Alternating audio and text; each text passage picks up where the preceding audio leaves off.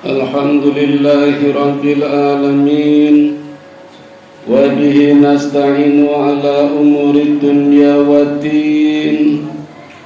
Wassalatu wassalamu ala ashrafil anbiya'i wal mursalin wa ala alihi wa sahbihi ajma'in. Amma ba'du. Asyhadu an la ilaha illallah wahdahu la syarika lah wa asyhadu anna Muhammadan abduhu wa rasuluhu la nabiyya ba'dah. Qala Allah ta'ala fil Qur'anil Karim, a'udzu billahi minasy syaithanir rajim. Ya ayyuhalladzina amanu taqullaha haqqa tuqatih wa la tamutunna illa wa antum muslimun. Shadaqallahul adzim. Faya ibadallah usikum wa nafsi bitaqwallah faqad fazal muttaqun. Ma'asyiral muslimin rahimakumullah, ibadah Ramadan yang kita laksanakan di tahun ini hampir memasuki separuh dari perjalanan ibadah kita. Mari kita evaluasi sejenak sembari menengok apakah ibadah Ramadan yang sudah kita lakukan telah sesuai dengan SOP, standar operasional perbuatan, atau justru malah menurun. Caranya kita melihat kurikulum Ramadan yang sudah dibuat oleh Nabi kita Muhammad sallallahu alaihi wasallam sejak dicanangkannya pertama kali kewajiban menunaikan ibadah Ramadan. Banyak amalan yang dapat dilakukan di dalam bulan Ramadan. Tapi kurikulum Ramadan yang dibuat oleh Nabi Muhammad sallallahu alaihi wasallam inti pokoknya adalah 3. Di antaranya adalah menggiatkan sholat, berinteraksi dengan Al-Quran, dan rajin bersedekah. Ketiganya adalah penting. Misalnya berinteraksi dengan Al-Quran. Namanya saja berinteraksi, komunikasinya bersifat aktif, bahkan proaktif. Jangan sampai Quran yang kita miliki, yang Allah berikan kepada kita sebagai bekal kehidupan kita, disikapi secara pasif. Itu namanya bukan interaksi. Dan ini masih banyak dilakukan oleh orang-orang Islam, barangkali mungkin termasuk di daerah kita. Maka jangan kaget kalau sekarang ini umat Islam yang ada di negara yang kita cintai ini prosentasenya tinggal 73%.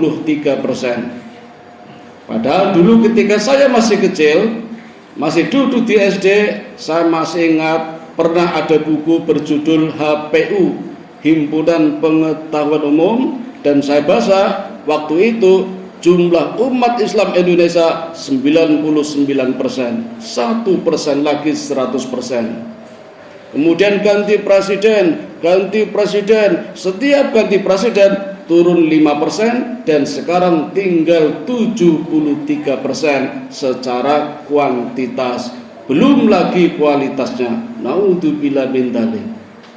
Ini kalau kita diam saja, kalau kita biarkan, bisa jadi habis umat Islam di negara kita. Faktanya sudah banyak. Singapura misalnya, dulu muslimnya 90%, sekarang tinggal 8%. Yang 2% Hindu dan yang 90% Nasrani. Begitu pula dengan Filipina, dulu muslimnya 90%, sekarang tinggal 10%. Bagaimana dengan negara kita? Mungkin kita tidak akan menikmatinya atau mengalaminya, tapi anak cucu kita ini yang perlu kita khawatirkan. Maka marilah kita kembalikan, kita berinteraksi kembali dengan Quran. Mudah-mudahan Allah masih suka, masih senang dengan kita, menyelamatkan keimanan kita hingga kita kembali kepada Allah dengan derajat yang tertinggi, muttaqin. Jadi dengan berinteraksi dengan Al-Quran, insya Allah kita akan menjadi sahabat Al-Quran. Jadi jangan sampai negatif. Bagaimana sih sifat orang yang negatif dengan Quran? Banyak. Di antaranya Quran hanya dijadikan pajangan saja, lemarinya besar, ditutup dengan kaca, tetapi Quran hanya hiasan saja, biar dikira orang Islam ketika ada orang bertamu, oh ini Muslim, contohnya ada Qurannya. Saya pernah melihat dengan mata kepala saya sendiri, ada lemari besar di ruang tamu dan banyak kitab-kitab, banyak buku-buku, banyak juga Quran yang masih ditutup rapat dengan plastik. Ketika saya tanya, kenapa? Akan dijual lagi. Bahkan ada yang menggunakan Quran untuk jimat-jimat, untuk kekebalan, biar dibakar tidak mempan. Ini juga termasuk hubungan yang negatif dengan Quran. Ditulis di kain, kainnya diikat di kepala, katanya kalau dipukul tidak mempan. Kalau bertemu dengan binatang buas ketika dibaca, dapat ilmunya Nabi Sulaiman, katanya begitu. Ini juga termasuk menegatifkan hubungan dengan Quran. Saya juga pernah berkunjung kepada seorang ustadz, ya sekedar minta tolong, minta doa agar bisa menyembuhkan penyakit seseorang. Tapi ternyata ustadz itu menuliskan doanya di dalam kertas segi 4 dengan menggunakan spidol biru dan dicelupkan ke gelas yang ada airnya. Kemudian airnya dimasukkan plastik, dibawa pulang dan diminumkan kepada orangnya. Malah meninggal. Itu juga termasuk komunikasi yang negatif. Jadi berinteraksi dengan Quran artinya berkomunikasi secara positif, bahkan proaktif. Dan ini tingkatannya banyak. Semakin tinggi tingkatannya, semakin besar pahalanya, baik pahala dalam bentuk kuantitas maupun kualitas. Apa sih itu pahala? Pahala adalah setiap kebaikan yang membuat kita bahagia, membuat kita tenang, itulah pahala. Yang bisa dihitung bersifat kuantitas, yang dapat membuat kesejahteraan kita meningkat, berarti pahala itu bersifat kualitas. Dan ketika berinteraksi dengan Quran, semakin tinggi tingkatannya, semakin besar pahalanya. Bagaimana tingkatannya? Tingkatan yang pertama adalah tingkatan tilawah, membaca hurufnya, membaca kata-katanya, membaca kalimatnya, membaca lafadznya. Inilah yang disebut tilawah. Dan tilawah ada 3. Ada yang sering kita baca mungkin setiap habis tarawih atau mungkin habis subuh dalam keseharian, ya, yang kita melihat sendiri ada yang membacanya grodal-gradul, sulit sekali, penuh dengan perjuangan. Allah memberikan jaminan 2 pahala walaupun salah, ya. Karena perjuangannya semangat betul ingin bisa membaca Quran, ya. Atau murotal, ya, seperti yang dibaca imam ketika sholat dengan lagu-lagu setengah kiro. Kalau yang penuh namanya kiroah. Ada kiroah sabah dengan 7 macam lagu. Itu tentu pahalanya lebih besar, karena Allah suka dengan keindahan. Allah Maha Indah, Allah suka dengan keindahan. Berapa pahalanya? Di dalam hadis dikatakan 1 huruf pahalanya 10 hasanah, 10 kebaikan. Maka ketika orang membaca alif lam mim, itu bukan 1 huruf, 3 huruf. Sehingga pahalanya 3 dikalikan 10, 30 kebaikan. Bahkan ada ulama yang menghitung pahala lebih dari itu. Alif tidak ditulis sebagai lambang A atau hamzah, tapi ditulis alif. Maka huruf alif terdiri dari 3 huruf, alif, lam, dan fa. Alif. Maka pahala yang tadi 10 dikalikan 3, 30 baru untuk alif. Yang lam itu 2 huruf, lam sama mim, lam. Maka pahala yang 10 tadi dikalikan 2 menjadi 20, ditambah yang alif tadi 30 menjadi 50. Mim juga 2 huruf, mim sama mim, kan 2 huruf mim. Maka pahala yang 10 tadi dikalikan 2 menjadi 20, tadi yang 50 sekarang menjadi 70. Baru membaca alif lam mim saja pahalanya 70. Apalagi di bulan Ramadan, rumusnya rumus padi yang berisi 7 tangkai, yang tiap tangkainya berisi 100 butir, maka dikalikan lagi menjadi 770. Pahala tadi dikalikan 700. Bahkan kalau kita ayat lain, kita lihat ayat lain, man jaa bil hasanati falahu asru amthaluha.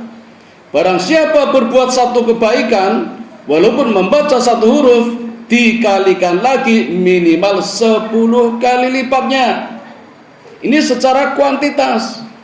Kalau mau kualitas, Allah sendiri yang akan menghitungnya. Kamu nggak usah menghitung, wahai hambaku, aku yang akan menghitungnya. Itu kualitasnya. Subhanallah. Di bulan Ramadan ini Allah membuka pintu lebar-lebar untuk berinteraksi dengan Al-Quran, dimulai dari tahapan tilawah.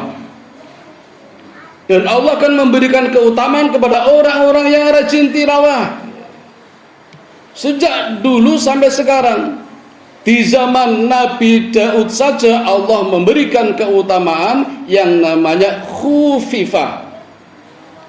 Hadirin, Nabi Daud itu ketika membaca kitabnya namanya kitab Zabur, konon jumlah ayatnya banyak, 500.000 ayat.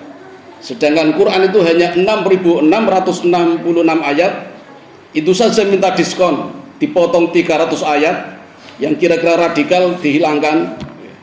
Ini Nabi Daud itu mampu membacanya secepat meletakkan pelana kuda. Jadi kalau kita melihat film-film koboi, orang meletakkan pelana kuda kan cepat sekali. Secepat itulah Nabi Daud hatam Quran, hatam kitab Zabur. Maka jangan kaget kalau di tempat kita ada orang yang hatam membaca Quran sehari 1 hatam, 2 hari hatam. Di pondok-pondok pesantren banyak itu yang hatam-hatam cepat sekali itu. Nabi Muhammad setiap hari hatam, Umar bin Khattab sehari hatam 2 kali, Ali bin Abi Thalib hatam 2 hari sekali. Banyak diberikan khufifah seperti itu. Mungkin di antara kita juga ada sebulan sekali atau bareng-bareng, itu juga khufifah. Lidahnya terasa ringan, terasa mudah membacanya, itulah khufifah. Bahkan Nabi Daud ketika membaca kitab Zabur itu angin berhenti, bahkan daun yang jatuh pun masih di awang-awang berhenti mendengarkan bacaan kitab Zabur. Itu Nabi Daud. Dan burung-burung mendekati semua. Coba kalau kita bisa membaca Quran seperti Nabi Daud, burung-burung liar mendekati, wah bisa kita tangkap ini, terus dijual itu ya. Nabi Daud seperti itu, mendengarkan semua burung-burung ya. Ibnu Mas'ud, nama lengkapnya Abdullah bin Mas'ud, itu setiap sholat setelah membaca Fatihah, membaca surat, itu selalu mendengar suara bergerumu setiap sholat. Sampai penasaran ditanyakan kepada Rasulullah, ya Rasulullah, ada apa ini ya Rasulullah? Setiap saya sholat, setelah membaca Fatihah, surat apapun yang saya baca, selalu berdatangan suara bergerumu, ada apa ya Rasul? Lalu Rasul menceritakan, ya Ibnu Mas'ud, setiap kamu sholat, ternyata kamu harus bersyukur. Karena ribuan malaikat turun dari langit, berdesak-desakan ingin mendengarkan bacaan Qur'anmu. Kamu harus bersyukur ini. Itu Abdullah bin Mas'ud, luar biasa ini. Tidak mustahil, itu mukjizat yang Allah berikan kepada kita. Kita pun bisa melakukannya asal kita mampu berinteraksi dengan Quran secara positif, mulai dari tahapan tilawah, tahapan yang pertama. Nah, ketika kita naik tahapan yang kedua, tentu lebih besar lagi pahalanya. Apa sih tahapan yang kedua? Tadarus. Tadi tilawah, sekarang tadarus. Belajar membaca artinya, terjemahannya juga dibaca, tidak cuma berlomba-lomba cepet-cepetan membaca ayatnya, tapi juga terjemahannya biar tahu maknanya. Itulah tadarus sebagaimana yang dilakukan oleh Nabi Idris yang nama aslinya Hanok, kemudian bergelar Idris karena pemberian dari Allah. Kenapa? Karena rajin belajar, rajin membaca, sehingga menjadi cerdas, menjadi pandai. Itulah tadarus. Pahalanya itu. Tahapan yang ketiga, tafakur, berpikir, merenung maksud yang terkandung di dalam ayat-ayat yang kita baca. Kalau kita bisa melakukan tahapan ini, maka jadilah kita generasi ulil albab. Siapa generasi ulil albab? Alladzina yadhkuruna Allaha qiyaman wa qu'udan wa 'ala junubihim wa yatafakkaruna fi khalqis samawati wal ardh. Generasi ulil albab adalah satu generasi yang selalu berzikir, yang selalu merenung, yang selalu berpikir, baik ketika berdiri, ketika duduk, ataupun ketika berbaring. Berbaring saja berpikir. Itulah yang namanya tafakur, memikirkan maksud ayat-ayat ini apa. Maka kalau kita bisa sampai tahapan seperti ini, tidak ada yang sia-sia. Rabbana ma khalaqta hadza batila subhanaka faqina adzabannar. Tidak ada yang sia-sia yang Allah ciptakan kepada kita. Kalau kita bisa sampai pada tingkat tafakur. Dan tingkatan yang tertinggi adalah tadabbur. Kita bisa menggapai mukjizat-mukjizat yang terkandung di dalam Al-Quran. Bukankah Al-Quran itu mukjizat terbesar? Kalau Nabi Ibrahim bisa menghidupkan orang meninggal, Nabi Isa juga menyembuhkan berbagai macam penyakit, Nabi Ibrahim dibakar tidak memban, Nabi Musa tongkatnya bisa berubah jadi ular, Nabi Sulaiman bisa berbicara dengan binatang. Itu mukjizat-mukjizat kecil. Nabi Muhammad pun banyak, bahkan ribuan mukjizat yang dimiliki Nabi Muhammad. Tapi yang terbesar adalah Al-Quran. Dan kita bisa mendapatkan mukjizat Al-Quran kalau kita bisa sampai pada tingkatan tadabbur. Nah, demikian hadirin kurikulum bulan Ramadan yang selalu Nabi lakukan dari dulu sampai sekarang. Di antaranya adalah berinteraksi dengan Al-Quran secara proaktif. Mudah-mudahan kita dapat melakukannya hingga tuntas bulan Ramadan dengan sukses dan mendapatkan gelar muttaqin. Amin ya rabbal alamin. Wa qur rabbil fir warham wa anta khairur rahimin.